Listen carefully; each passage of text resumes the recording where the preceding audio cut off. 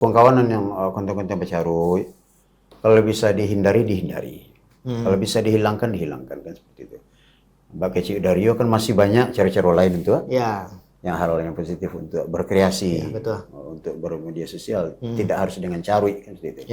Karena itu merusak apalagi lah sampai kepada menyebut hal-hal yang sensitif. Nah, yang tidak boleh sebenarnya itu kan ketika merusak.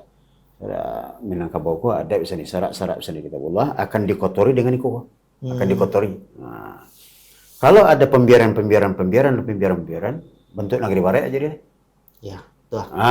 Siapa lu siapa gue. Ternyata Minangkabau muncul adab sendi syarat besendi kitabullah. Namo sih tinggal boleh. Ya. Kamu itu ya.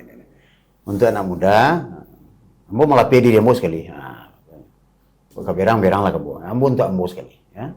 Mari semua kita jago Minangkabau dari hal-hal yang negatif. Ya, betul sekali. Itu, ya.